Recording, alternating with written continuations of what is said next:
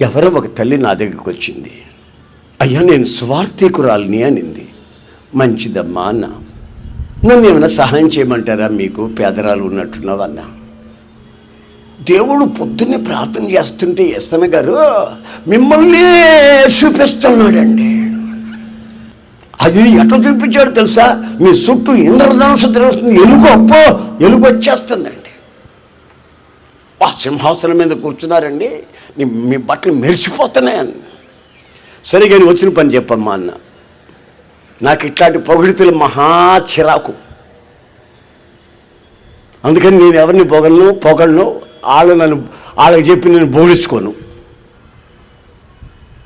ఆ పొగడం అనేది వస్తే మహా చిరాకు.